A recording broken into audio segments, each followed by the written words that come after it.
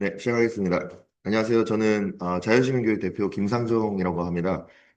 자유시민교육은 저희가 지금 4년 정도 지속되고 있는 단체이고 6개월에 한 번씩 10주차 커리큘럼을 진행을 하고 있는 단체입니다. 대부분 청년들 20, 30, 40대까지가 좀 많이 듣고 있고 50대 이상도 한 2, 30% 정도는 듣고 있고 4년 동안 총 10번의 기수가 맞춰졌고, 지금 이제 11번째 기수를 100명을 데리고 진행을 하고 있는 상태입니다. 그래서 들으시는 분들은 다양한데, 보통 불신자분들보다는 크리스천 분들을 대상으로 하고 있는데, 일부 뭐 한 100명 중에 두세 명 정도 이제 불신자가 있는 경우가 있고, 또 신자이긴 하지만 아직 초신자인 경우, 이런 경우에 이제 기독교 세계관, 성경적 세계관이 무엇인지에 대해서 기초를 좀 탄탄하게 만들어서 앞으로 다양한 이제 우리 성가역뿐만 아니라 또 뭐 여기도 지금 성수역 건물인데 여러 가지 이제 뭐 A랩이 됐든 뭐 다양한 이제 성경적으로 사역하시는 분들의 이제 사역을 교육 내용을 들을 때 이 기초적인 내용을 듣고 난 다음에 이제 그런 활동을 하게 되실 때 이게 확실히 이게 성경적인 거구나라는 것을 알게 되는데 저희가 좀 기여하고자 기초 교육 과정을 연 것이 시작이 되었었습니다. 네, 오늘은 특별히 그 창조 질서와 PC주의에 대해서 강의하려고 나왔습니다. 네, 그래서 먼저 이제 PC주의라는 것이 무엇으로 정의돼야 되는지를 간단하게 말로 설명을 드리고 다들 아실 거기 때문에 그리고 이 창조 질서를 이것이 어떤 식으로 어지럽혀 오고 있는 것인지에 대해서 한번 보겠습니다. 사실 PC주의라는 것은 굉장히 최근에 등장한 개념인데요. 미국에서 한 1870, 80년대 이후에 이 정치적 올바름이라는 이름으로 이제 나온 것인데요. 이것이 이제 나오게 된 배경에는 먼저 창조 질서를 흐트러뜨리기 위한 의도와 목적이 먼저 깔린 다음에 그리고 난 다음에 성경이 무오하다라는 것을 먼저 도전하고 그 성경이 무오하지 않을 수도 있겠다라는 믿음이 생긴 다음에 이제 비로소 현대 철학가들이 막 이제 철학들을 해오다가 이제 PC주의까지 오게 되는 건데요. 이게 굉장히 좀 모순적이면서도 들어보면은 굉장히 맥락적으로 이해가 되는 부분이 있습니다.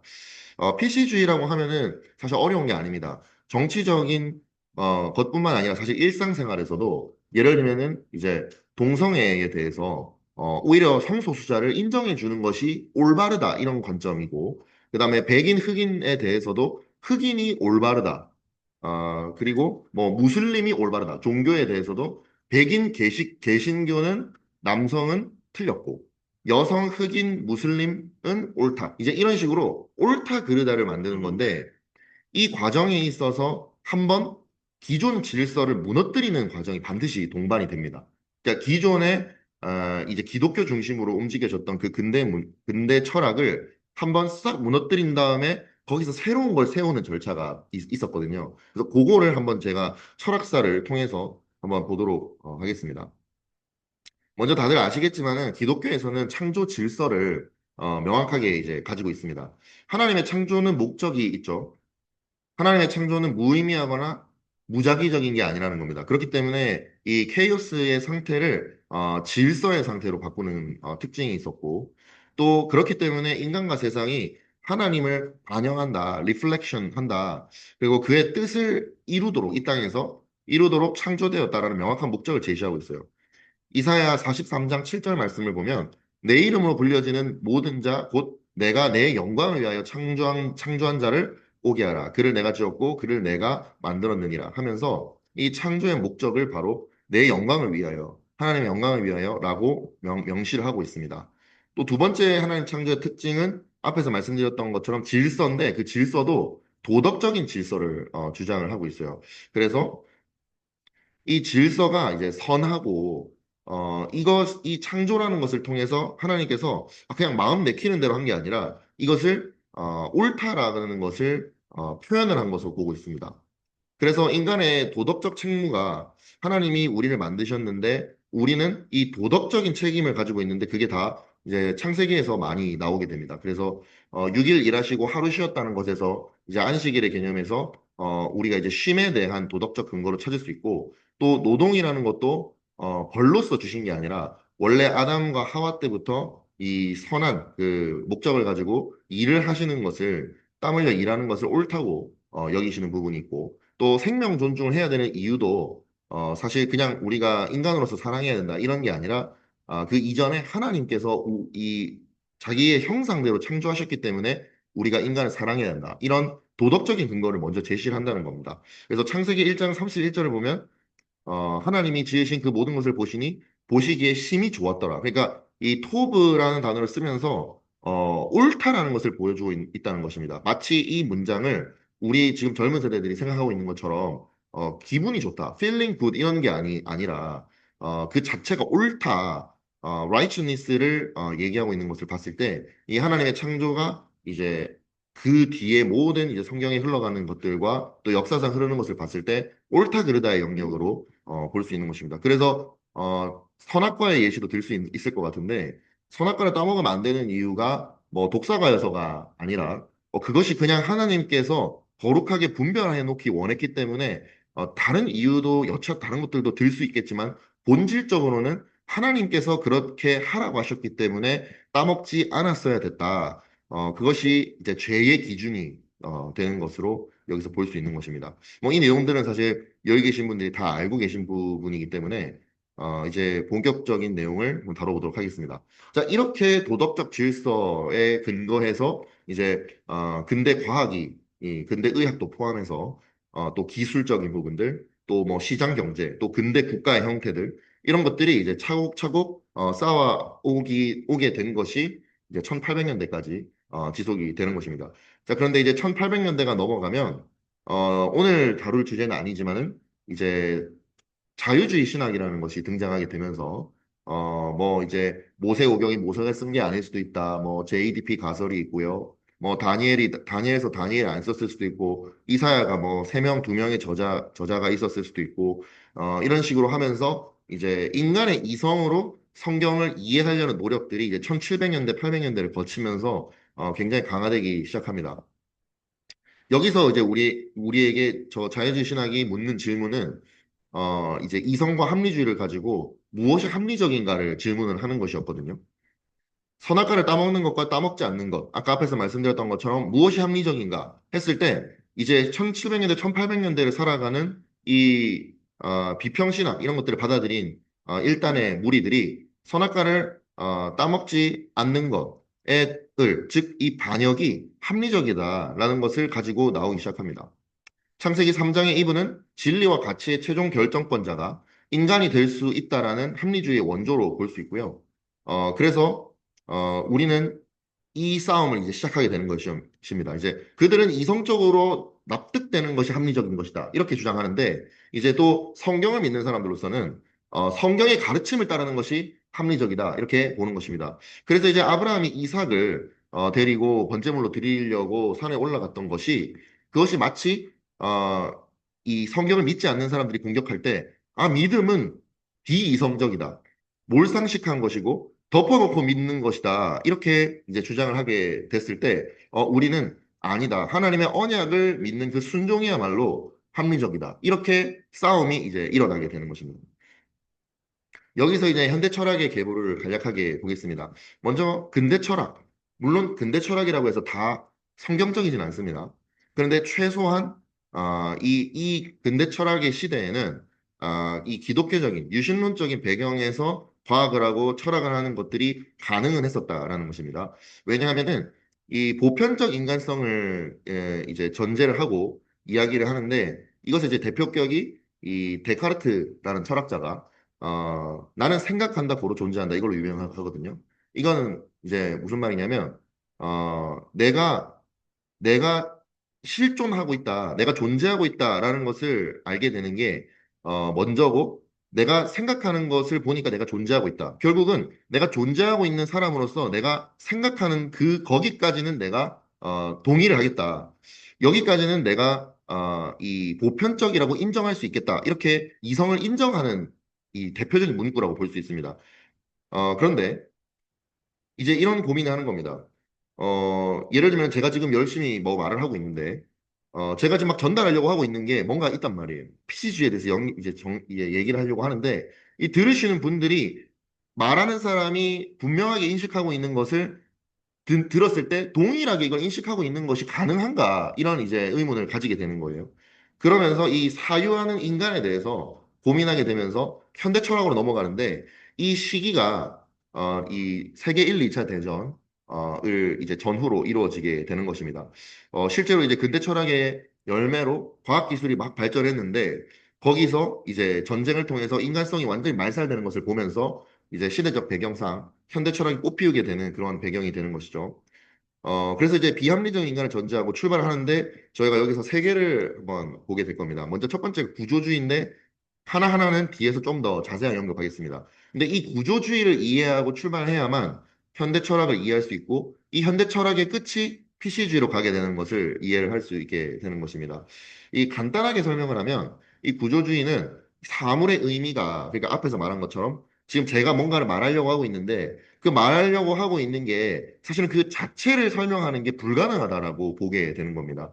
사물의 의미가 주어가 사물의 의미는 동사가 문화적 구조를 통해 정의된다는 거잖아요. 그러니까 어떤 것을 전달함에 있어서 그 사물 자체를 정의를 전달할 수가 없고 이거의 배경이 되는 문화적 구조에 의해서 이제 정의가 된다. 그렇기 때문에 구조주의 말 그대로 구조를 벗어나서는 뭔가를 제대로 전달할 수가 없다. 이런 이제 개념을 가지고 있는 것입니다. 근데 이거는 이 자체는 맞는 말이에요.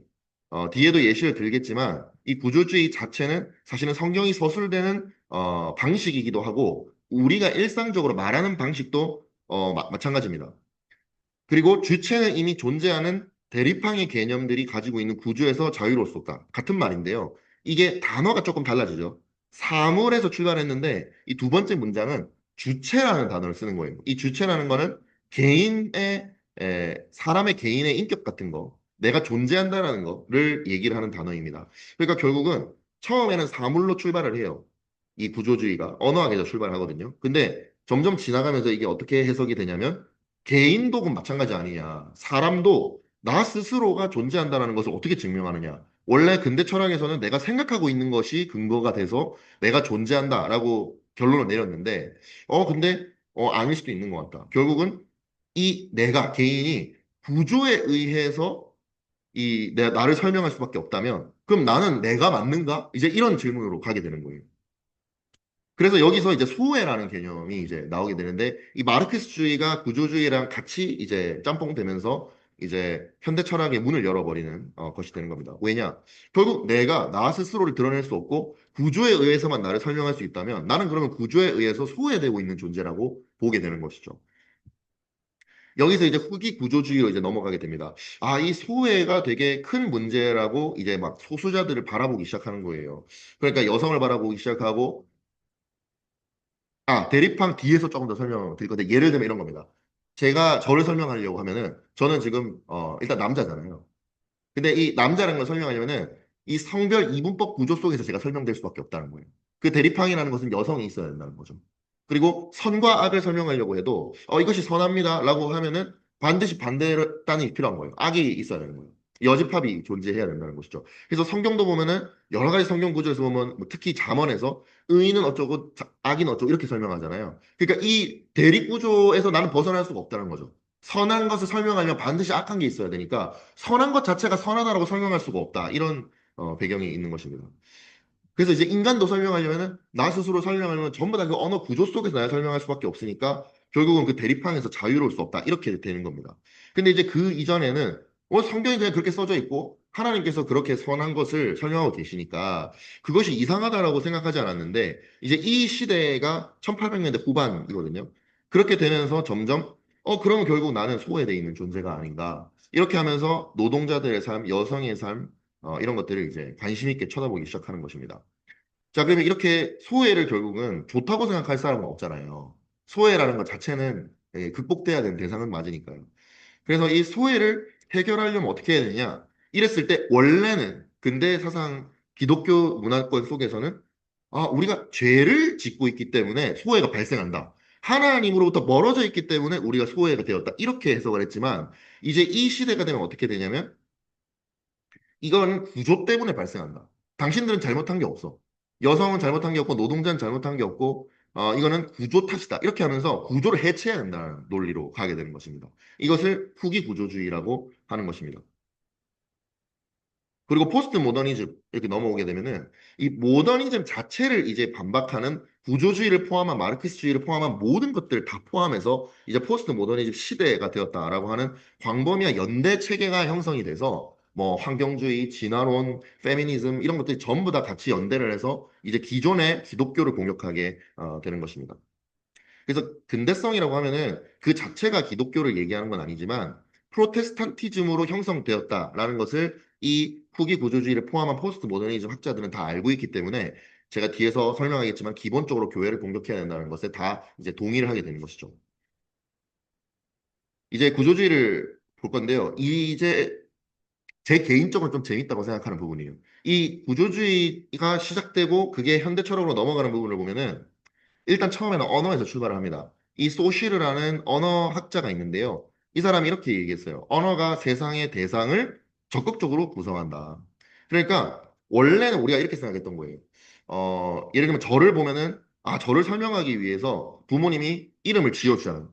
김상종 이렇게 지어준다는 거죠. 그러니까 대상이 먼저고 그 다음에 언어가 뒤라고 생각을 하는데 근데 이제 이 사람은 어떻게 생각했냐면 아니다. 반대다. 언어가 있어야 그 대상을 설명할 수 있으니까 언어가 세상을 구성한다. 이렇게 역으로 생각하게 되는 겁니다. 그래서 특별히 세 가지를 제가 보겠습니다.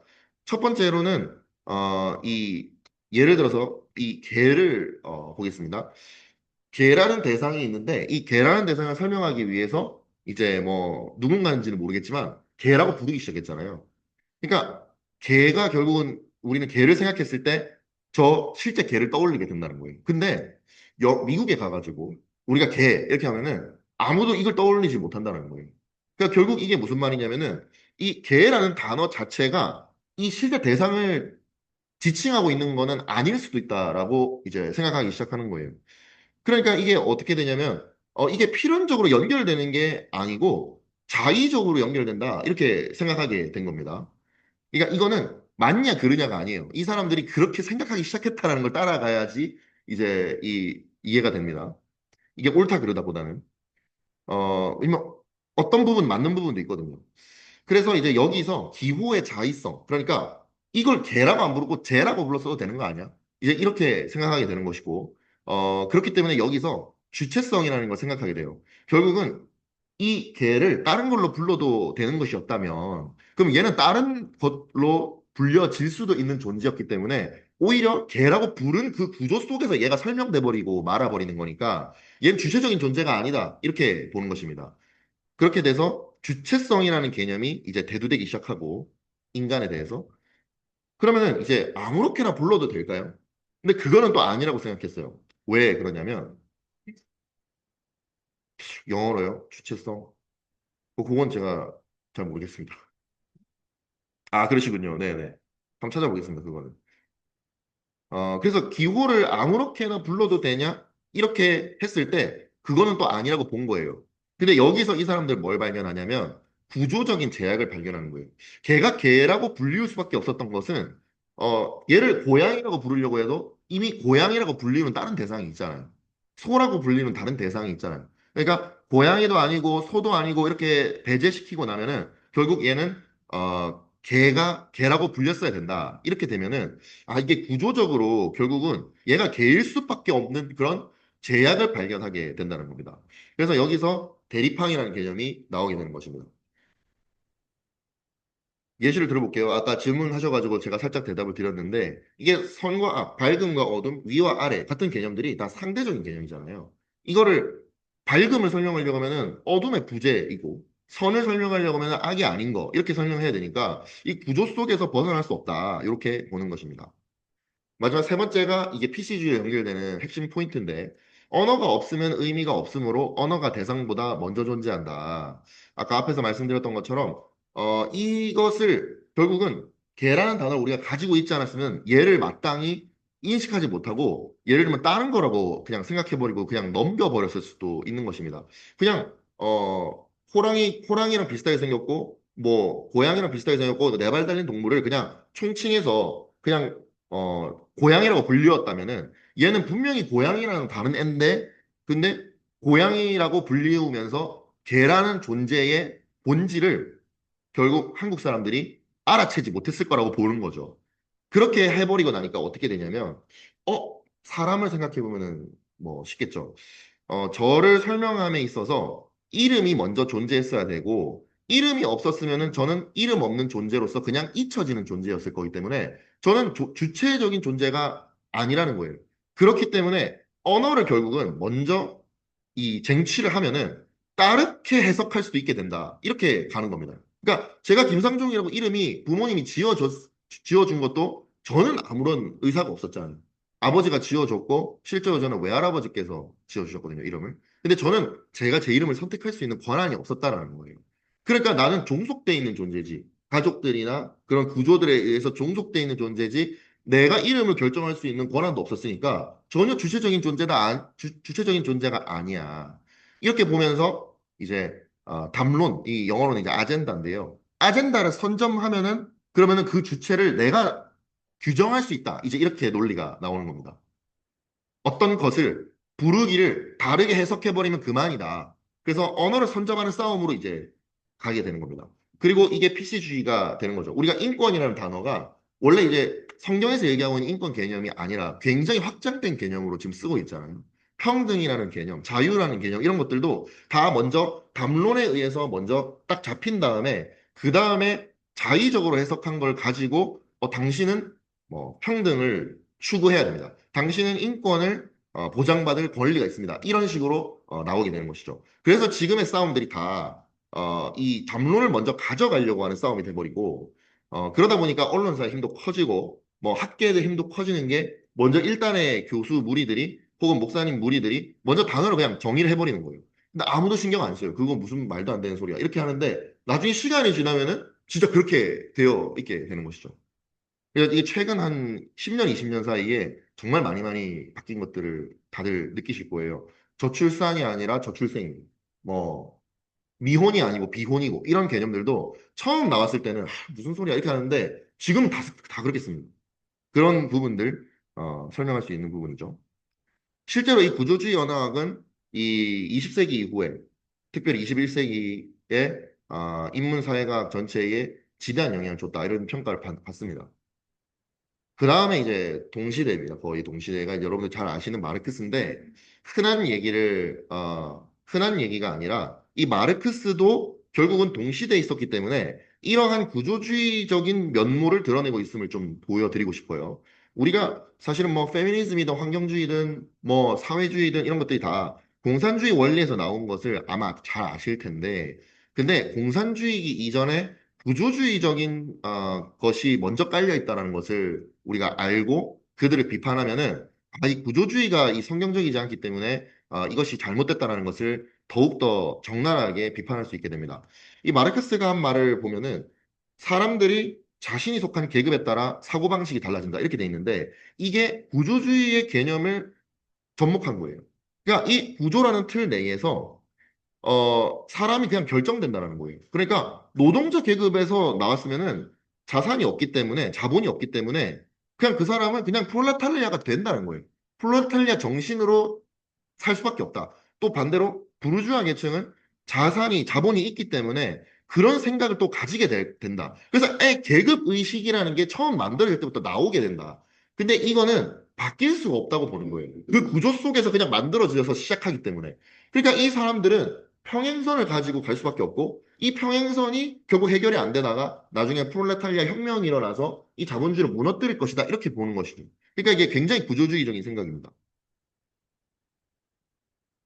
인간은 어떤 물리적인 조건에서 생각하고 세계를 인식하는가? 이게 유물론인 것이죠. 그러니까 이제 하부구조 결정론이라는 게 있는데, 상부구조가 물질적인 영역이고, 상부구조는 조금 더 고차원적인 영역입니다. 여기 종교가 들어가 있는데, 그러니까 가지고 있는 그 구조, 근데 여기서 특별히 마르크스는 생산 구조를 이제 많이 보는 것이죠. 이 생산 수단을 봤을 때, 이거를 어떻게 가지고 태어나고 에 따라서 결국은 가지는 생각이 그냥 정해져 있다.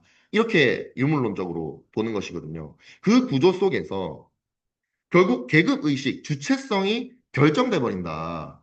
그러니까 이 사람의 논리가 이렇게 이어지는 것이죠. 결국은 소외가 그 구조 속에서 나오고 이것이 혁명을 일으키게 되면서 이것이 사회가 진보되게 된다. 이렇게 어, 해석이 되는 것입니다.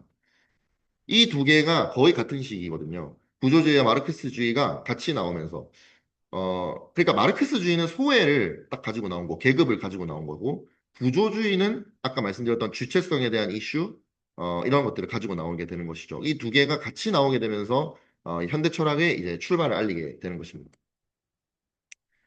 이제 여기서 프로이트가 나오는데 결국 프로이트도 똑같아요. 프로이트도 결국은 이 두 사상의 영향을 같이 받는 시대에 사는 사람이기 때문에 결국 이 사람이 하는 문장을 읽어보면은 구조주의와 마르크스주의가 드러납니다. 인간은 우리 정신생활의 주인공이 아니다. 그러니까 주체적이지 않다는 얘기를 하는 거예요. 근데 이 사람은 어떤 구조에서 보느냐? 이제 자아가 본능 이 뭐랄까요? 이 무의식의 지배를 받는 욕망의 지배를 받는다는 거예요. 그렇게 구조를 보는 겁니다. 결국 내가 생각하는 게 아니고 무의식의 지배를 받아서 욕망의 지배를 받아서 어떤 억압을 받고 살았느냐에 따라서 생각이 결정돼 있다. 이렇게 보는 것입니다. 똑같은 논리죠. 자아는 자기 집의 주인이 아니라 무의식에서 일어나는 일들을 아주 드물게 보고받고 있는 헛개비라고 보는 것이죠. 주체가 없는 것으로 보는 것이고 인간은 자유롭게 생각하고 있는 것처럼 보이지만 실제로는 자기가 어떤 과정을 거쳐 생각하고 있는지 제대로 모르는 채로 살고 있다. 그래서 프로이트가 이 인간이 억압의 메커니즘, 구조 속에서 사고하고 있다고 보게 되는 것입니다. 자, 그러고 난 다음에 라캉이라는 이제 현대 철학자를 보면요. 이 라캉은 이제 프로이트의 정신분석학을 이어받은 사람이거든요. 주체가 언어를 사용하는 게 아니라 언어가 주체를 규정한다. 이제 여기까지 오게 되는 것입니다. 이 말은 무슨 말이냐면 이 소시르 그 구조주의가 다 이어서 오는 것입니다. 이 결국은 내가 말하는 게 아니고 이 언어가 결국은 어디선가 내가 어렸을 때 무의식에서부터 계속 요즘 가스라이팅이라는 언어가 유행하잖아요. 많이 쓰잖아요. 이 사람 그러니까 다 교회를 생각하면 돼요. 교회에서 결국은 우리가 쓰는 언어들이 다 어렸을 때부터 교육받아가지고 여기서 벗어날 수 없게 그냥 결정론적으로 정해져 있는 인생을 살 수밖에 없다고 보는 겁니다. 그러니까 여기서 해방되라 이런 주장으로 이제 이어지게 되는 것이죠. 언어가 주체를 규정한다. 결국은 모태신앙 이런 거 엄청 안 좋게 보는 것이죠. 유아세례 이런 거 엄청 안 좋게 볼 수밖에 없습니다. 사람의 사유는 존재하는 문법의 지배를 받는다. 그래서 문법을 바꾸면은 사고가 바뀐다. 이렇게 되고요. 육체는 어깨비다. 앞에서 말한 것과 동일하고 사람은 자기가 가진 무의식에 의해서 지배를 받게 된다. 주체는 자기의 주인이 아니라 욕망과 언어의 포로이다. 이렇게까지 해석이 되는 것입니다. 그리고 이제 자크 데리다라는 사람으로 넘어가게 되면 텍스트 바깥에는 아무것도 없다. 그러니까 구조가 없으면 아예 아무것도 설명할 수 없으니까 우리는 완전히 주체가 제로인 상태다까지 가는 거예요. 그러니까 결국은 디컨스트럭션, 해체를 해야 된다. 이 구조를. 이렇게 자연스럽게 이어집니다. 네, 여기까지 잘 따라오고 계시죠? 네. 이제 주체적인 해석의 시대가 열리는 겁니다. 구조 속에서 해석을 하게 되면은 이거는 자유로운 존재가 아니라고 이제 보는 거예요. 그래서 여러분들 뭐 현대 음악이라던가 뭐 현대 예술이라던가 이런 거 한번 보시면 그냥 막 휘갈긴 게 현대 예술이잖아요. 그리고 뭐 플룻이나 바이올린 같은 것도 하는 거 현대 그 음악에서 이렇게 상 받은 것들 보면요. 수상작들이 전부 다 클래식이 아니에요. 클래식은 그냥 구조 속에 짜여져 있는 거라고 이 사람들은 해석해요. 그래서 전혀 상을 주지 않습니다. 완전히 다른 해석을 해내야 되기 때문에 예를 들면은 뭐 이런 사람도 있더라고요. 바이올린 켜러 나왔는데 바이올린을 그냥 그 자리에서 때려 부수는 게 그냥 현대 음악이에요. 그런 식으로 뭐 변기 갖다 놓고 이제 그걸 예술이라고 하고 이제 이런 것들이 가능해지는 게 기존의 구조에서 그냥 해석하고 있으면 그거는 완전히 그냥 노예라고 보기 때문에 그렇습니다. 그래서 이거는 다 신학도 마찬가지인 거죠. 신학도 완전히 엉뚱한 해석을 드러내야만 상을 주는 이런 식으로 가는 것입니다. 결국은 주체인 거예요. 선악과의 얘기로 다시 돌아오면 하나님을 따르는 거, 그거는 완전히 노예다. 그러니까 거기서 완전히 벗어나서 반역하는 거죠. 왜 따먹으면 안 돼요? 이 질문을 해서 이제 가서 따먹어 버리는 그것이 아담과 하와가 취했어야 하는 적극적인 자기 주체를 드러내는 것이다. 이렇게 되는 것입니다. 그래서 주체적 인간이 되기 위해서는 구조가 해체된 결국 여기서 말하는 구조는 바로 앞에서 말씀드렸던 것처럼 프로테스탄티즘에 의해서 만들어진 그 구조, 그거를 해체해라. 이렇게 되기 때문에 자연스럽게 이제 교회가 공격당할 대상으로 가게 되는 것입니다. 여기서 가장 뭐랄까요? 솔직하다고 해야 될까요? 저는 좀 그런 언어를 좀 쓰고 싶어요.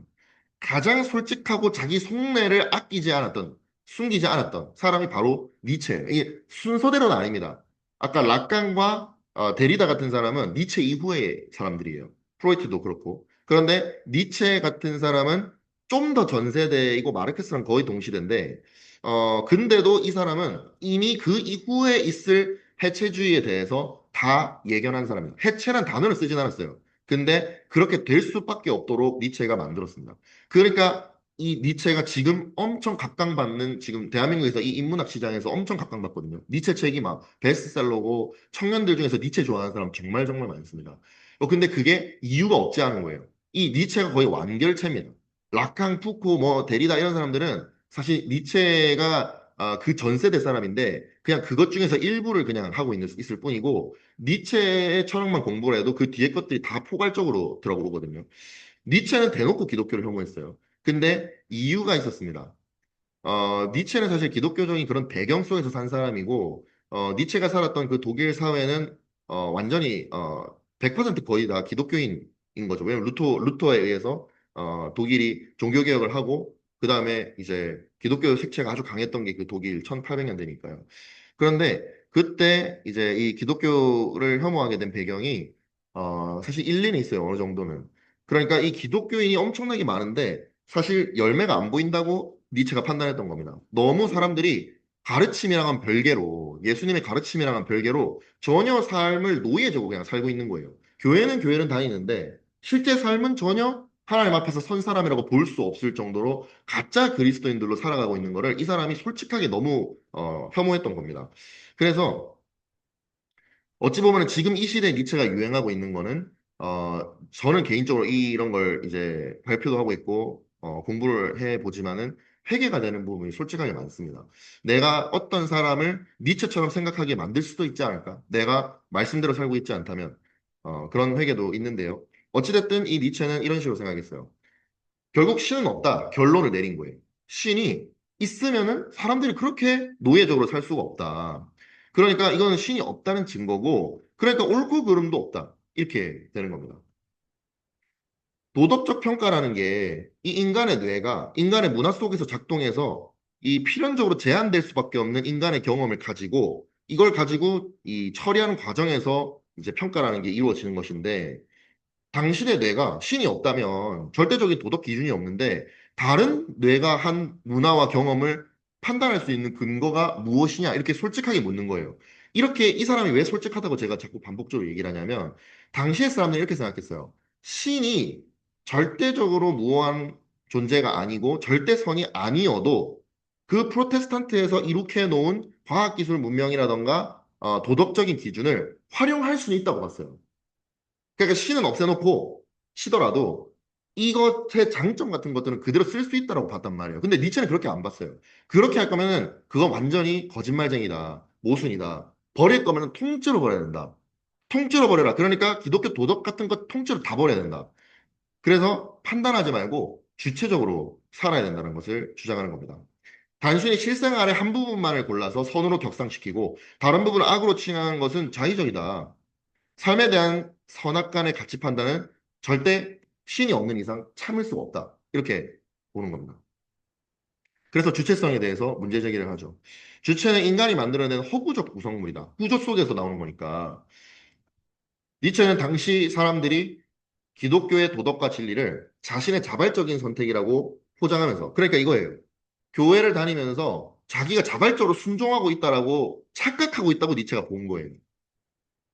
보니까 말은 전부 다 자기가 원해서 교회 다니고 있고 자기가 원해서 복음을 따르고 있고 이런 기독교에서 가르침들을 따르고 있다고 하는데 결국은 다 어거지로 하고 있는 걸 보게 된 거죠. 막 기도에 나가고 있는 게 자발적인 것처럼 보이지만 사실은 뭐 목사님께서 시켜서 하는 거고 뭐 사실은 내 구원을 위해서고 이거 안 가면은 구원받지 못하니까 이제 이런 부분들을 니체가 예리하게 분석을 하는 거죠. 그래서 이거 기독교는 어렸을 때부터 세례 주고 이렇게 하면서 말씀 공부시키고 하면서 습관을 만들어 놓는 가스라이팅 기관이다. 결국 이 사람이 자기 스스로 교회 가고 있다고 생각은 하고 있는데 그게 결국은 거슬러 거슬러 올라가 보면은 어렸을 때부터 교회가 이 사람을 노예로 만들었기 때문에 마치 착각하고 교회를 다니고 있는 것이 아니냐. 왜? 이 사람의 기쁨이 없으니까, 이 사람의 삶에 열매가 없으니까 이렇게 지적을 하는 것이죠. 그래서 기독교의 권력과 억압으로부터 사람들을 이 해방시켜 주는 것이 그것이 올바른 도덕으로 나아가는 길이다. 이렇게 해서 기독교를 노예 도덕으로 보고 이걸 해체시키는 게 주인 도덕이라고 정의를 했습니다.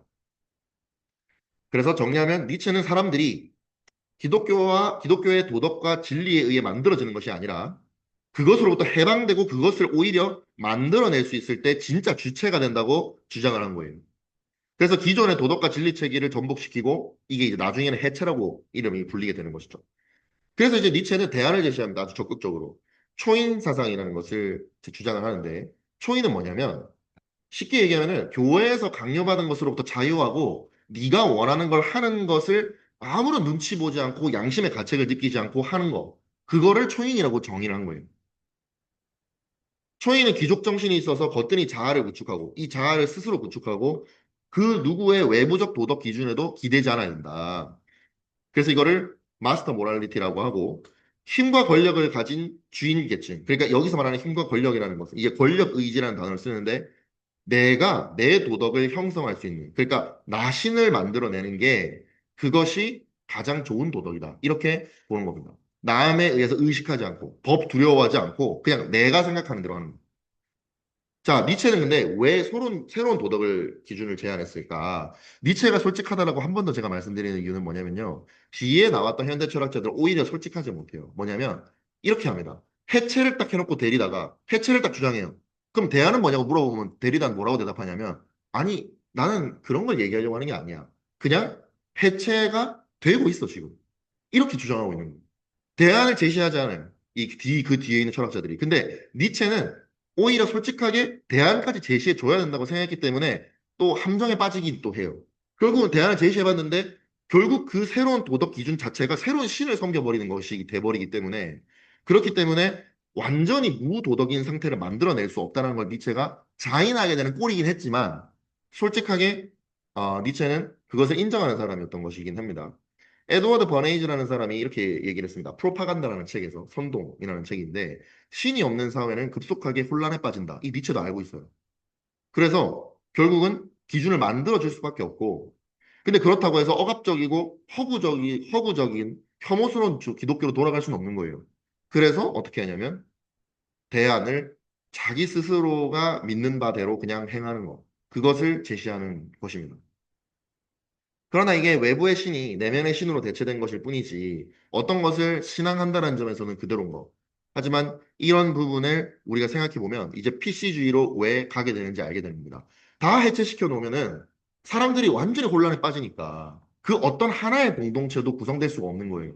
그러니까 결국은 두 사람만 모여서 가정을 형성해도 아니 가정의 규칙을 만들자 이렇게밖에 할 수 없듯이 결국은 이 사회도 현대 철학을 통해서 다 해체시켜버리고 났는데 그럼 우리 남은 게 뭐지? 결국은 뭔가 하나 또 기준을 만들어야겠다. 그러니까 PC주의라는 새로운 코렉트니스를 만들어내는 것이죠. 니체의 초인 사상이 이제 현대인들이 이것을 주목하게 되는 것을 이제 여러분들께서 조금 이제 이해를 하셨을 겁니다. 자, 그러면은 이제 PC주의 가기 전에 제가 구조주의적 마르크스주의라는 약간 어려운 개념이긴 한데 요거를 좀 설명을 드리고 싶어요. 왜냐면은 이 개념이 교회에 대해서 공격하는 논리를 엄청 구체적이고 확실하게 짜놓을 수 있는 밑거름을 제공을 했는데요. 이 구조주의적 마르크스주의를 설명하기 전에 두 가지 길을 먼저 이해를 해야 됩니다. 첫 번째 길이 정통 마르크스주의, 레닌의 길이고요. 여러분들 잘 아시는 소련입니다.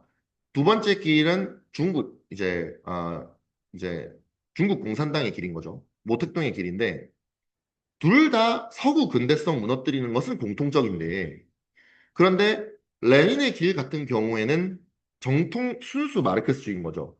자동으로 프롤레타리아 혁명이 일어나서 이걸 무너뜨릴 것이라고 본 거고 근데 결국 이거는 실패란 것을 여러분들이 더 잘 아실 겁니다. 이제 문화혁명은 성공했어요. 의식을 개조하는 방식을 선택한 겁니다. 자의식이 존재를 규정한다. 그래서 문화대혁명의 성격은 사람을 죽이는 부분도 어느 정도는 같이 가지만 본질적으로는 미사일로 교회 부서뜨리고 기독교인들 잡아서 순교시키고 이게 아니라 교회 성격 자체를 언어를 재구성하면서 바꿔버리면 된다는 그 소시르에서 출발한 구조주의적 개념을 접목시키는 겁니다. 프로이트나 이런 사람들이 다 아까 락강이나 이런 사람들이 했던 말처럼 언어를 개조하면은 사람이 개조된다. 요거를 적극적으로 이제 하는 것이죠. 그래서 이제 마오주의는 이데올로기를 전환시키고 사상 개조를 강조하는데 이제 읽어보면은 그런 말이에요. 이 인민이 올바른 사상과 의지로 무장하면 그들의 사상에 따라 사회를 만들어 나갈 수 있다라는 믿음, 그리고 역사를 어떻게 만들어낼 수 있다고 생각합니다. 사람들이 어떻게 생각하느냐에 따라서 그 사람들의 혁명 의지에 의해서 이 역사는 결정된다. 그래서 혁명을 그러면 어떻게 이루어내냐? 전제 조건이 있습니다. 사람들의 의식을 프롤레타리아화하는 의식 개조를 해야 됩니다. 이 의식의 개조는 문화혁명이라는 수단으로 달성된다라고 보게 되는 겁니다. 이렇게 마르크스주의가 이제 문화혁명이라는 것을 딱 보면서 구조주의의 옷을 입어야 되겠다고 판단을 하게 돼요. 그게 이제 우리나라로 들어오게 되는 586 세대가 되는 것입니다. 이 사회 구성체론이라는 게 나오는데 마르크스주의가 새 옷을 입습니다. 이 마오가 문화혁명을 성공하고 난 다음에 이 프랑스 좌파 철학자들한테 큰 영향을 미치는데 특별히 이 루이 알티세르라는 철학자가 우리나라에 많은 영향을 미쳤어요. 이 사람이 마르크스주의를 재해석하면서 마르크스주의는 없어졌다, 사회주의는 없어졌다 이렇게 얘기할 때 마치 진짜 없어진 것처럼 착각하게 만들지만 이 언어를 통해서 언어를 교란하는 작업을 통해서 살아남을 수 있는 길을 제시한 거거든요. 정통 마르크스주의에 따르면 아까 설명드렸던 것처럼 물질적 토대를 그대로 반영해서 이제 사회적 의식이 형성된다고 봤단 말이죠. 그래서 이것 때문에 자연스럽게 자본주의가 무너질 거라고 봤어요. 근데 이게 알티세르가 보니까 이 생물 연도를 보면은 훨씬 뒤에 사람이잖아요. 자본주의가 안 없어지는 거예요. 그래서 이 사람은 어떻게 생각하냐면 아, 마르크스주의는 순수 마르크스주의는 틀렸고 이 이 구조주의적 특징을 받아들여서 이 다시 한번 현상을 보자. 이렇게 해보니까 이제 어떤 결론이 나오냐면 아주 탁월한 해석이 나와요. 사회적 의식인 이데올로기가 교육기관, 종교기관, 미디어 등을 통해서 사람들의 사고방식과 행동에 도리어 영향을 미친다. 이게 무슨 말이냐? 구조주의를 다시 기억해 보시면 구조가 결국은 사람을 만든다고 했잖아요. 아까 전에. 그러니까 이게 뭐냐면 이 자동으로 무너뜨려지는 게 아니라 이 물질적인 구조가 자기 자체가 이 주체를 계속 부르고 있다. 그러니까 호명하고 있다. 우리 기독교적 개념이에요, 이게. 콜링하고 있다고 보는 거예요. 그러니까 계속 종교기관이, 교육기관이 학교, 교회 이런 곳들이 이 자본주의 의식이 안 무너지게끔 계속 사람들을 콜링하고 있다고 보는 거죠. 그러니까 이것을 정확하게 이제 직시한 거예요. 아, 이걸 때려 부수면 오히려 되게 더 강해질 뿐이지, 없어지지 않는구나. 그리고 이것 때문에 계속해서 유지되는구나. 재생산되는구나. 이렇게 보는 것입니다. 그래서 이 사람은 약간 어려운 말이긴 한데 하부 구조의 중요성을 완전히 무시하진 않았는데 이렇게 정의합니다.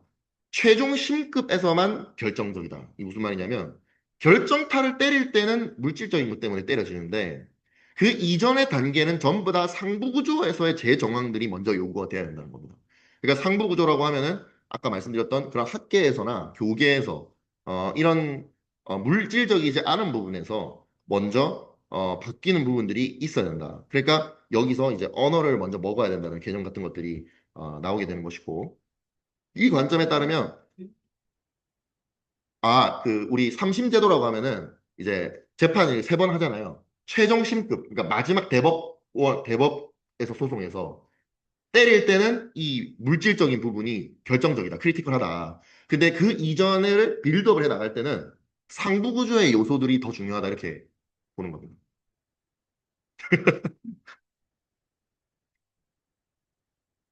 네. 그래서 이제 인간이 사회를 형성하는 것이 아니라 사회가 인간을 형성한다. 그러니까 원래 근대에서는 사회 계약론이라는 게 있었잖아요. 사람들이 모여가지고 뭔가 교회도 형성하고 나라도 형성하고 이렇게 사회를 형성한다고 봤는데 그 순서가 아니라 반대로 사회가 인간을 형성하고 있다. 이렇게 보는 겁니다. 그러니까 교회를 생각하면 아주 빨라요. 교회가 계속해서 예를 들면은 자본주의를 지지하는 사람들 계속 만드는 거예요. 이승만 건국 정신을 지지하는 사람 계속 만들고 동성애 반대하는 사람을 계속 만드는 거예요. 이 언어를 통해서, 말씀을 통해서요. 이거를 바꾸지 않으면은 이거 안 무너진다고 알티세르가 보는 겁니다. 근데 맞죠? 이게 허를 찔린 거예요. 우리 입장에서는. 너무 정확하게 보는 거예요, 이제. 그러니까 이때부터는 싸움이 돼요. 그 이전엔 싸움이 안 됐거든요. 기독교가 계속 연전연승했었던 역사였어요. 그런데 이게 이제 바뀌면서 20세기 들어오면은 이제 밀려가는 약간 느낌이 좀 들기 시작하는 거죠. 물론 여전히 기독교가 강력하지만요. 사회에는 눈에 보이지 않는 구조가 있고 그것이 주체를 결정한다. 주체 역할을 상실하게 만든다. 이게 구조주의적이죠. 그래서 이거 한 줄 요약하면 이겁니다. 자본주의는 사람들을 소외시키며 물화하지만, 물화라고 하면은 물질화한다는 거예요. 대상화한다는 거예요. 그러니까 주체로 만들지 못하고 객체화 시킨다는 거죠. 근데 동시에 이데올로기를 주입하기도 한다, 구조가. 그러니까 구조가 되게 양면적이라는 거죠. 한 측면에서는 소외시켜요. 주체가 되지 못하게 만들어요. 근데 또 다른 한편으로는 자기가 주체라고 인식하게 만든다는 거예요. 교회를 지금 지적하고 있는 거죠. 그래서 모순에도 불구하고 재생산 기제를 끊임없이 작동시킨다. 따라서 서구 근대사회를 무너뜨리기 위해서는 이데올로기를 전환해서 인간을 개조해야 된다. 그러니까 우리가 이런 얘기 많이 하잖아요. 소련 멸망하고 난 다음에 아우 이데올로기 얘기 언제까지 하냐? 언제까지 그런 색깔론을 언제까지 하냐? 이런 식으로 상대 쪽에서 많이 하잖아요. 그런데 아니라는 거예요, 전혀. 이게 그냥 눈에 보이는 공산당은 무너졌지만 이 이데올로기는 훨씬 더 첨예하게 언어를 잠식하는 방향으로 이 전략을 바꿨어요. 그렇게 해서 인간을 개조하는 방식으로 가는 거죠. 자, 그래서 여러분들이 더 많이 잘 아시고 위기감을 많이 느끼시겠지만 한국 교회 내에서 성경을 다르게 해석하는 게 상당히 많은 거 아실 거예요. 신학교를 들어가면은 성경이 무호하지 않다라는 믿음이 생기는 거예요, 점점. 웃긴 얘기인 거죠. 근데 그게 왜 그러냐? 거기서 얘네들이 상부구조를 먹은 거예요. 상부구조를 먹어서 여기로 들어갔다 나오면 이거 성경 고등 비평 같은 거 받아들이면서 이거는 좀 걸러 들어야 된다라는 생각이 드는 거죠. 그런 집단들이 지금 거의 대세를 이루고 있다는 거를 최근 몇십 년 사이, 저보다는 전 젊으니까요. 많이 못 느끼지만 훨씬 더 많이 느낄 거라고 생각합니다. 완전히 학계랑 교계가 넘어간 거죠. 그래서 이제 여러분들이 많이 많이 잘 아시게 되는 이런 빌헬름 라이히는 이 개념을 특별히 성적인 영역에서 풀어낸 사람이라는 것이죠. 마르크스의 계급혁명론과 프로이트의 정신분석학, 근본적으로 다 구조주의입니다. 그거를 결합시켜서 기독교가, 교회가 특별히 여러 가지에서 다 억압적인 기제를 작동시키고 있지만 이 성억압 메커니즘에 라이히는 집중하고 이 성 부분에서 헤게모니, 그러니까 주도권이 다 교회한테 있었다. 그런 것을 지적하게 되고요. 근데 이제 기존에 이제 이 방식을 완전히 반대로 해석하는 거죠. 원래 이제 서구 근대에서는 성적 충동에 대한 자제력이 클수록 문화의 수준이 높아진다. 그리고 맞는 얘기인데. 근데 이거를 역으로 틀어서 아니다. 진짜 진보를 이루려면 성혁명을 해야 된다. 그래서 진보를 재정의해 버립니다. 종교개혁 정신을 근간으로 발달한 근대성의 확보가 진보라고 생각했어요, 원래는. 근데 억압된 성을 해방시키는 것이 진보다. 이렇게 이제 막스 베버의 프로테스탄트주의와 자본주의 정신을 대항하는 이제 개념을 동시대 사람이죠, 이 두 사람이. 그러면서 이제 결론적으로 기독교를 끝장내지 않고서 어떻게 서구 문명이랑 싸울 생각을 하냐라는 메시지까지 나오게 되는 것이죠.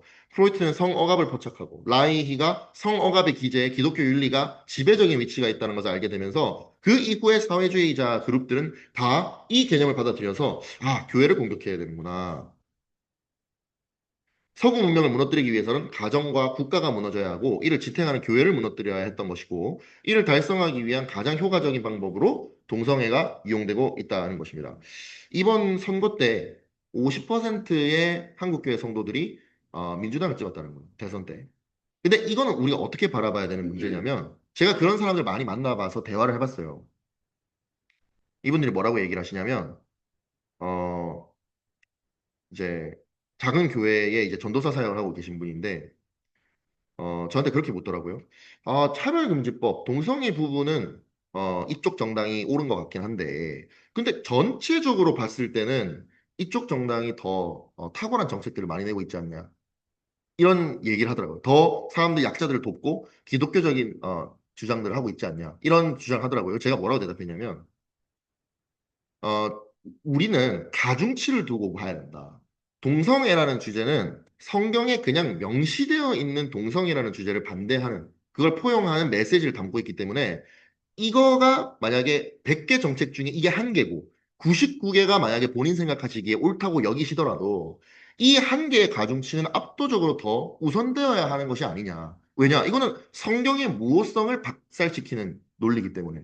그러니까 이 동성애라는 주제는 바로 그러한 위치를 점하고 있는 것이기 때문에 그리스도인들이 아무리 시대가 지나더라도 이 동성애라는 주제에 대해서는 일관된 우리의 입장이 정해져 있는 것이죠. 근데 이거에 대해서 흔들린다는 건 뭐냐면 이 다른 이슈들이, 다른 아젠다들이 이 주제보다 더 중요하거나 비슷하다라고 생각하는 완전 잘못된 생각을 가지고 있는 것이라는 겁니다. 그러니까 이게 전부 다 성경의 무오를 틀어내면서 생긴 문제라는 것을 알아야 된다는 것이죠.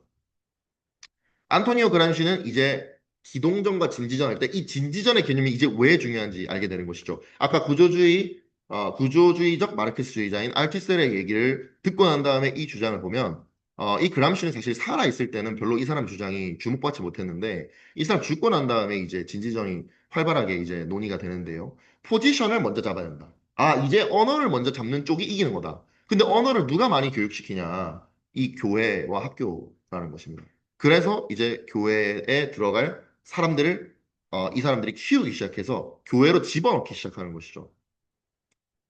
종교개혁 전통이 있는 국가들이 견고한 자본주의 진지가 자리 잡고 있기 때문에 먼저 진지를 탈환해서 법의 속성을 바꾸어서 사회 전체의 기독교 윤리와 세계관을 약화시킬 수 있다. 헌법을 바꾸거나 판례를 만들어서 국가의 성격을 바꾸어 버리자. 법 자체가 하나님을 대적하게 만들자. 기독교 세계관과 윤리가 내면화된 사람들은 준법 정신이 기본적으로 있죠. 그러니까 법을 지키지 마. 이렇게 하면 말 안 듣는 거예요. 예, 선악과를 따먹어. 이러면 말 잘 안 듣잖아요. 근데 그게 아니라 그 개념 자체를 바꾸어 버리니까 괜찮아지는 것입니다. 그래서 로데 웨이드 같은 게 제일 대표적인 것이죠. 로데 웨이드가 낙태가 위헌이라는 수정헌법 제14조를 재해석하고 나니까 그 재해석된 것을 기반으로 해서 50년 동안 미국에서 제가 뭐 몇 명인지도 모르겠습니다. 뭐 수억 될까요? 예, 그 영혼들이 뱃속에서 살해를 당하게 되는 것이 가능해지게 됐다는 겁니다. 그 강력한 청교도 정신이 있었던 미국에서 말이죠. 이제 문화혁명이 전개됩니다. 이제는 다 됐어요. 이제는 다 논리적으로 끝났습니다. 이제는 확산되기만 하면 되는 겁니다. 사람들이 이제는 언어를 학습하기 시작했어요. 이제 입을 통해서 귀에 듣는 거, 언론에서 나오는 거, 목사님 설교 다 이제는 내 귀에 캔디가 된 거예요. 이제 그러니까 이제 알아듣게 된 거예요. 이제 이 언어가 이제 완전히 우리의 언어가 된 거예요. 그렇게 되고 나니까 가나안 언어가 완전히 되고 난 다음에는 이제는 퍼뜨려지는 것만 남았습니다. 2차 세계대전 이후에 베이비붐 세대가 큰 게 이제 60년대 후반, 70년대 초가 됩니다. 이때 되니까 각종 운동들이 이제 만들어집니다. 학생운동, 민권운동, 흑인운동, 여성운동, 환경운동 같은 것들이 퍼지고요. 베트남전 개입에 대한 반발, 반전운동이 세계적으로 전개가 됩니다. 그리고 이 운동의 메시지들을 보면은 이제 다 언어가 이제는 통일된 거예요. 그러니까 우리가 궁금한 게 이런 거잖아요. 야, 여성운동 하시는 분들이 왜 갑자기 사드 배치 반대 운동을 하고? 이제 이런 식으로 이게 이어지지 않는 것처럼 보이는데 사실은 다 한통 속일 수밖에 없는 게 이 언어가 이제는 하나로 연대돼가지고 같이 학습되기 시작했기 때문에 그렇거든요. 그래서 너무 당연하게 반전운동 참여하면은 여기에 보면 Get Out of Vietnam 나오가 있지만 옆에 왼쪽에 보면은 We Support the Black이 나오고 그 다음에 오른쪽에 보면은 Law and Order Equal Racism이 나오는 거예요. 그냥 이게 관련이 없는 주제인 것 같은데 같은 집회에서 그냥 다 같이 나오는 거죠. 우리나라도 마찬가지잖아요. 촛불 집회하는데 왜 뭐 이런 동성애자들이 같이 나오고 뭐 사회주의자들이 같이 나오고 막 이렇게 되는 것이죠. 제3세계 해방운동도 그 시기에 일어나게 되고 또 히피 운동을 통해서 완전히 이제 문화적으로 들어가게 됩니다. 이제 반문화라는 말은 이제 저기서 말하는 문화가 뭐냐? 그러니까 프로테스탄티즘을 반대하는 것을 전부 다 반문화로 총칭하는 겁니다. 우드스톡 페스티벌 그러니까 락 페스티벌이거든요. 사람들이 이제 막 락 한다고 막 콘서트 하는데 그냥 노래 들으러 간 게 아니라 거 간 곳에서 이제 같이 살기 시작하고 그러니까 이제 혼전순결을 지키지 않고 이제 뭐 서로 막 돌려가면서 사귀고 마약하고 집에 안 들어가고 뭐 이런 것들이 이제 다 여기서 퍼지게 되는 것이고 이제 이렇게 그냥 이거 60년대 사진이거든요. 그냥 옷 벗고 그냥 돌아다니는 것도 왜 이게 되냐? 주체를 이제는 드러내겠다는 거죠. 이제 구조에서 탈피해서 나를 드러내는 방식을 다른 어떤 것에 의해서 나를 설명하는 방식에서 이제 벗어나서 나 자체를 드러내는 것이다. 이게 이제 옷 벗고 타투하고 요즘 타투하는 사람 엄청나게 많아진 거 느끼시죠? 엄청나게 많이 타투하고요. 자기가 자기 자신을 드러내는 것이 아주 당연한 것이 이제 돼버린 것이라. 네? 남자도 다른 방식으로 이제 뭐 담배 피고 마약하고 이런 방식으로 주체를 드러내는데 특별히 여자는 이제 약간 코르셋을 끼고 있었다라고 이제 나오게 되는 겁니다. 왜 내가 예쁘게 보이려고 옷을 뭐 이게 딱 타이트한 걸 입어야 돼? 왜 속옷을 입고 있어야 돼? 이거 다 남자들이 만들어낸 구조야. 이제 이런 것을 되는 거죠. 그러니까 예쁘다라는 말을 엄청 싫어해요, 요즘 여자들이. 예. 그런 거 좀 느끼시죠? 네.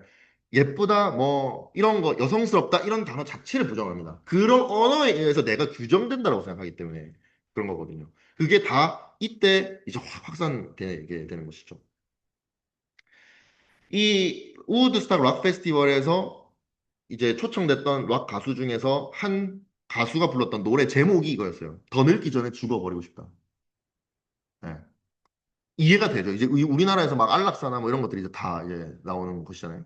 사이키델릭은 뭐냐면요. 원래 노래의 장르라고 하면은 뭐 예를 뭐 포크송이라고 하는 것도 있고 뭐 클래식도 있고 뭐 제가 음악은 잘 모르겠지만 어쨌든 그 어떤 뭐 박자라던가 뭐 어떤 악기를 쓰느냐에 따라서 달라지는 거잖아요. 근데 사이키델릭이 뭐냐면 그런 장르 기준이 아니라 마약을 한 상태에서 몽롱한 상태에서 한 걸 다 사이키델릭이라고 부르는 장르인 겁니다. 그러니까 나를 표현하는 데 있어서 그렇게 근데 이제 제가 한때 힙합을 좀 좋아했어가지고 지금도 간혹 이렇게 뭐 뜨는 것들을 볼 때가 있는데 우리나라에 이미 그 힙합에 이 문화가 있어요. 그러니까 막 언어를요 완전히 해체시켜요. 예를 들면은 뭐 가고 싶다라는 단어를 쓰는데 그냥 뭐 기억 기억 이렇게 그 노래 가사가 그래요. 그러니까 아무 의미 없는 말들이 계속해서 나오는데 그게 인정받는 거예요. 잘한다 막 상 받고요. 그게 다 이때 50년 전에 미국에서 나왔던 거가 계속 이어져서 나오는 겁니다. 자유로운 성생활도 마찬가지죠. 이걸 통해서 나는 구조에서 벗어나고 싶은 것일 뿐이에요. 대표적으로 여러분들, 여기 계신 분들이, 그렇게 나이 많으시진 않은 것 같은데, 68혁명 때, 기억이 나시는 분들도 있으실 것 같아요. 네. 68혁명이 이제 한국에서는 별로 영향력이 없었는데요. 이게 이제 유럽 사회와 일본 사회 이런 것에 다 영향을 미쳤습니다. 이 발발되는 경위를 보면요. 진짜 말 그대로 해체예요. 나를 드러내고 싶은 거예요. 왜냐면 이게 이해가 잘 안 돼요. 지금도 읽어도. 낭테르 대학 여학생 기숙사에 남학생이 못 들어가는 규정에 반발했대요. 그러니까 이게 좀 이상하잖아요. 왜 남학생이 들어가야 되지? 왜냐면요. 그 규제 자체가 싫은 거예요. 그게 옳다 그르다가 중요하지 않아요. 그냥 왜 규제가 있는 거야? 이거 다 가부장적인 것이고 성경적인 도덕인 것이고 국가의 통제고 더 나아가서는 서구 문명 자체야 이게. 그러니까 있는 규정 자체를 비판하면서 나오면서 모든 프랑스 대학생들이 다 뛰쳐나오고 유럽에서 다 영향을 받습니다. 일부 노동자들도 같이 파업하기 시작하면서 이게 그 당시에 막 이제 큰 문제가 되는 거죠. 여기서 나왔던 구호 중에 하나가 금지하는 모든 것을 금지하는 아주 구조주의에서 출발해서 다 이제 이어지는 현대 철학적인 내용이죠. 68혁명 자체가 성공했다. 이것도 중요하지만 더 나아가서는 이게 의미하는 바가 굉장히 중요해서요. 지금 이 68혁명을 가지고 이제 김누리 교수라는 사람이 TV에 나와서 많이 강의해요. 예. 이거를 다시 한 번 더 이제 한국에서는 68혁명이 잘 알려져 있지 않으니까 물론 이 문화적인 것은 다 들어와 있어요, 이미. 근데 이거의 뿌리가 이거였다 하면서 뭔가 기념비적인 사건으로 이제 공부를 하게 되는 것이죠. 이게 문화혁명입니다. 기존의 권위와 근대적 위계에 대한 저항과 체제 내에서 이데올로기 투쟁이 본격적으로 전개되고, 자유주의 정치 체제 자체를 부정하지 않아요. 그러니까 우리가 이런 얘기 하잖아요. 이제 소위 좌파들한테 그렇게 좌파가 좋으면 북한으로 가라 그러면은 절대로 북한으로 가겠다는 얘기는 안 해요. 우리의 옛날 방식은 그게 그렇게 좋으면 글로 가라는 건데 이 사람들의 방식은 그게 아닙니다. 있는 걸 그대로 유지하고 여기서의 속성만 바꾸면 된다고 보는 거예요. 그렇기 때문에 그 말이 더 이상 안 먹히는 거죠. 아무도 나 북한 좋아해 이렇게 얘기 안 해요, 요즘 사람들은. 그냥 기존에 있는 시민권에다가 권리를 덕지덕지 붙이기만 하면 된다고 생각하는 거죠. 거시적인 제도의 차원을 넘어선다는 말은 무슨 말이냐면 마르크스주의는 굉장히 거창하죠. 이 경제 구조 자체를 무너뜨려야 된다고 하는 거니까. 근데 지금 사람들은 어떻게 생각하냐면 아주 미시적인 생활 세계의 문제, 대표적으로 성관계, 성역할 일부일처제, 동성애 같은 주제들에 대해서 이제 근대적 대입항을 해체하는 것이 되는 것입니다. 이 사람들의 목표는. 그러니까 지금 우리가 상대하고 있는 좌파는 그런 뭐 소셜리스트가 아니에요, 영어로. 리버럴인 거죠. 리버럴, 그러니까 어찌돼도 상관없는데 그냥 내가 사는 영역에 있어서 날 건드리지 마. 내 마음대로 하겠어. 내가 그냥 초인으로 살게끔 내버려둬. 이게 다 사실은 좌우파 불문하고 그냥 다 기저에 깔려 있는 사상이기 때문에 이거는 지금 좌우파의 문제가 아니라 프로테스탄티즘이냐 안티 프로테스탄티즘이냐의 싸움이 되는 것입니다. 이게 이제 푸코가 미시정치라고 한 부분입니다. 미시적인 영역에서 다 뒤집어 엎어 반역을 하자 이거인 것입니다. 이 6.8혁명이야말로 이 문화혁명이야말로 볼셰비키 혁명보다 훨씬 더 효과적으로 서구의 근대성을 해체해야 하는 것입니다. 소외와 타자화, 그렇죠. 이게 마르크스가 얘기했던 것이죠. 근데 이거를 관용으로 포용한다라는 인권 사상으로 이제 넘어가게 되면서 불법 이민에 대한 관용, 다문화주의, 유럽의 이슬람화 초래했고, 페미니즘, 젠더 이데올로기 투쟁 유럽 약화시켰죠. 마르크제는 기독교를 중심으로 한 서구 문명의 성적 금기가 문제라고 지적하고, 가타리는 분자혁명을 주장합니다. 다 같은 말이에요. 현대 철학자들이 다양한 이름을 가지고 있는 것처럼 보이지만 하는 얘기는 다 하나같이 똑같은 얘기입니다. 그동안 생활 속 억압의 기제로 기능하는 규범들로부터 과감하게 저항해라. 아, 분자요. 그러니까 제일 그 과학적으로 가장 작은 단위 그 분자 있잖아. 예. 네? 그쵸? 그쵸? 지금은 더 작은 단어가 나왔지만, 네. 지금 그 당시 기준으로 그 분자 혁명. 예, 그래서 삶의 모든 생활 영역이 혁명 전선으로 바뀌게 돼서 이제 정치인들은 아주 그 미시적인 진짜 막 저런 것까지 해야 돼 하는 정도까지 다 이제 포퓰리즘적으로 정책을 내면서 기존의 것들을 다 해체시키는 방식으로 정책을 내는 것이죠. 이제 PC주의로 이제 거의 다 왔습니다. 정치적 자유에서 정치적 올바름으로 이제 넘어가는 거예요. 정치적 자유주의라고 하면은 리버럴리즘이거든요. 이 리버럴리즘에 따르면은 어떤 종교나 사상이 옳다 그르다라는 가치 평가를 하지 말자. 여기에 기독교인들이 다 넘어갔던 거예요. 그래, 종교의 자유지. 다 그거 용납해줘야지. 이제 이렇게 뭔가 공평한 것처럼 해져 있는데 사실 그게 공평한 게 아니었다라는 거를 우리가 알아채지 못한 거죠. 그렇게 해버리면 오히려 이제 마치 마태복음에서 귀신이 빠져나간 것과 같은 그러니까 기준을 상실하게 만들어 놓고 청소해 놓고 비워 놓으니까 일곱 귀신 들어왔다는 것처럼 비워 놓는 걸 마치 공평한 것처럼 우리는 착각한 거예요. 사실 그 올바른 도덕 기준이 있었어야 사회가 구성이 되는 건데 도덕 요소를 빼놓고 공평하지 않아? 이렇게 이제 만들어 놓는 거죠. 요 리버럴리즘이거든요. 이렇게 해놓은 다음에 그게 해체됐죠 이제 해체시켜 놓고 난 다음에 새로운 코렉트니스를 제시하는 겁니다. 그래도 아무리 공평하게 만들어 놨다고 해도 그래도 소외받는 사람들에 대해서는 조금 편을 들어줘야 되지 않겠어? 이제 이렇게 되는 거죠. 그래서 이제 소수자의 권리를 보호하자 중립성의 이 주제에 한해서는 머무르면 안 된다. 이렇게 하면서 소수자에 대한 혐오 표현 같은 것들을 적극적으로 제재해야 된다. 이렇게 논리가 나가는 것입니다.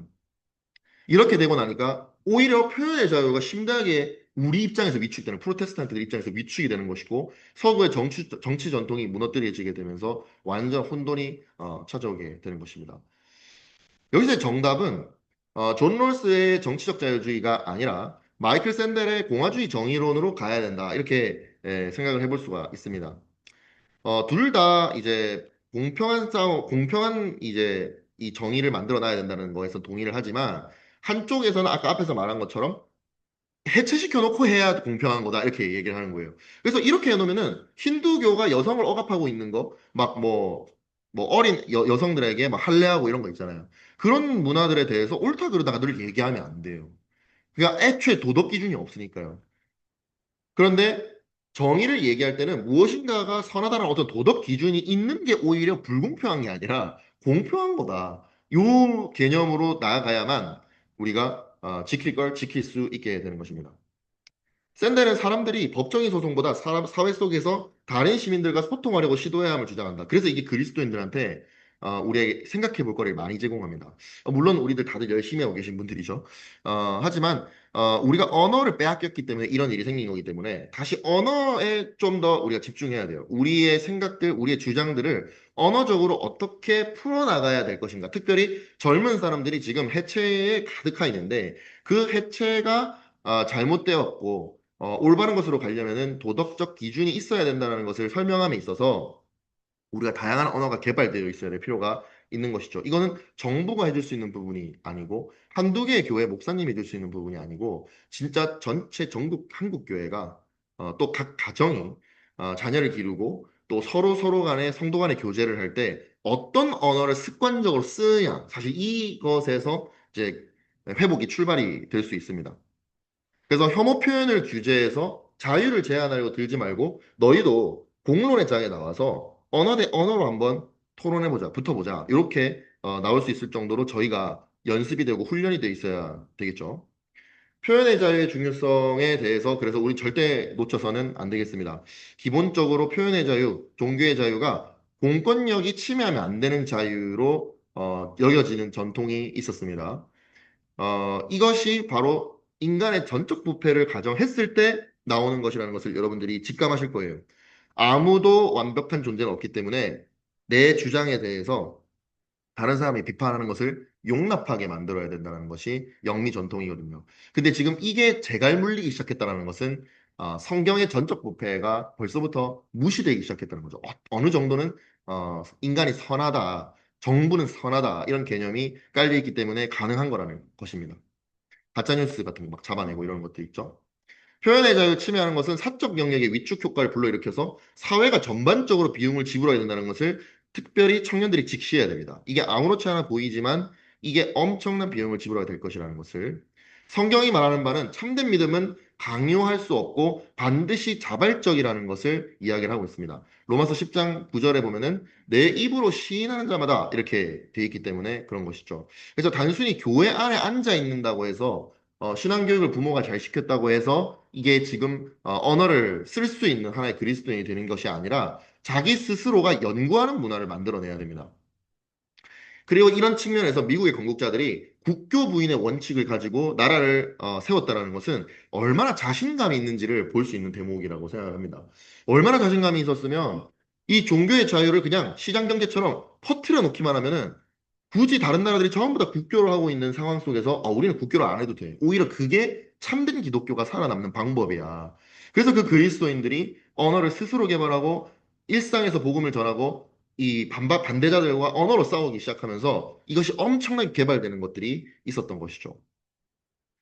결론입니다. 민주주의를 지킬 시민사회의 성숙이 필요하다고 생각합니다. 좋은 제도도 선거를 통한 좋은 인재의 발탁도 시민사회 수준과 비례하게 되는 것이죠. 이번에 이제 김문수 후보가 나와서 이제 한 41% 정도의 지지를 얻고 이제 당선이 되지 못해서 많이들 아쉬워하고 저도 아쉽지만 저는 또 한편으로는요 김문수 후보가 당선이 됐어도 우리 박근혜 대통령 4년 만에 탄핵되고 또 윤석열 대통령 3년 만에 탄핵되고 김문수 후보는 아마 2년 만에 탈퇴했지 않았을까? 왜냐면 지킬 힘이 없어요. 우리 시민사회가. 예.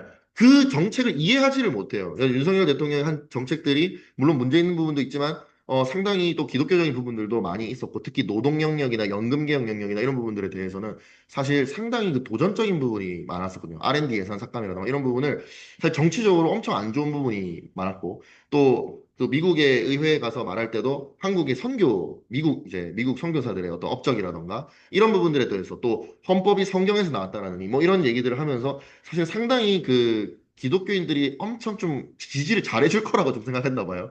그런데 이제 그런 부분들이 많이 해지지 못하면서 사실 이제 저희들이 그런 부분을 이제 지지해주지 못했죠. 지지율이 18% 정도까지 떨어졌었으니까요.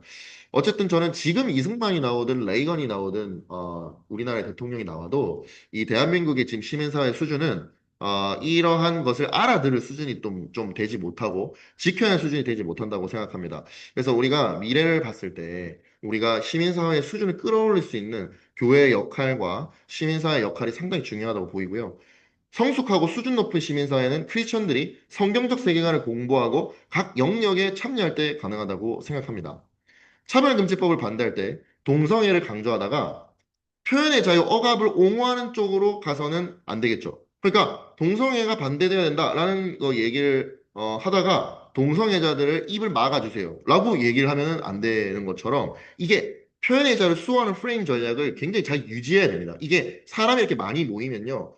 회원 관리가 얼마나 잘 됐느냐가 다 드러나잖아요. 이게 조그만 사람들이 모였을 때는 우리 입을 탁 맞춰가지고 전략적으로 움직입시다 이렇게 할 수 있는데 좀 이제 잘 모르는 사람과 덕지덕지 붙이기 시작하면은 갑자기 막 저기서는 막 쌍욕하는 소리가 들리고 막 뭐 이러면 아 내가 이렇게 생각했던 게 아닌데 이제 이렇게 되잖아요. 이게 마찬가지로 이게 전반적으로 수준이 다 같이 이게 이렇게 회원 관리 이렇게 돼줘야 이게 뭐 훌륭한 대통령도 뽑고 뭐 싸움을 어느 정도 해볼 수 있게 되는 겁니다. 마치 지금 당나라 군대처럼 오합지졸인 상태라는 것이죠. 어느 정도는. 헌법이 보장한 종교의 자유와 표현의 자유를 지키면 우리가 승리합니다. 왜냐하면 이 모든 사상의 전투에 있어서 예수 그리스도가 참 하나님이시기 때문에 그 복음이 그냥 하나의 언어와 이데올로기를 담고 있어요. 하나님의 생각을 담고 있잖아요. 하나님의 뜻과 의지를 담고 있거든요. 그래서 이거를 그냥 사상 전투에 풀어놓기만 하면은 이거를 공평하게만 싸우게 두면은 무조건 이기거든요. 성경에 나와 있는 것처럼 다른 하나님은 없다는 거잖아요. 그래서 우리는 이 표현의 자유를 지키고 종교의 자유를 지키기만 하면은 무조건 나머지 싸움을 하나님께서 승리하시는 방향으로 이끌어낼 거라는 확신이 있습니다. 바른 신학의 근거에서 자유시민을 양성하는 교육이 교회 안팎에서 진행되어야 한다고 믿고요. 그런 것을 하기 위해서 저도 자유시민 교육을 진행하고 있고 여기 계신 분들도 이렇게 모여서 기도하고 활동하고 계신 것이라고 믿습니다. 감사합니다. 여기까지 하도록 하겠습니다.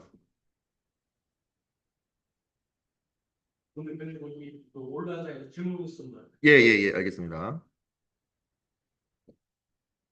말씀으로 질문 있으면 해달라. 네, 질문 있으신 분 있으시면 말씀으로 해주셔도 됩니다.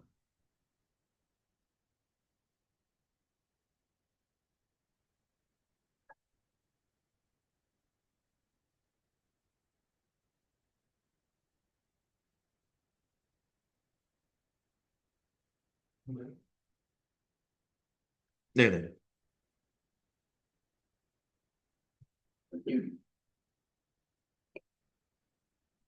네, 여러분, 우리 김상중 대표님 너무 재밌죠?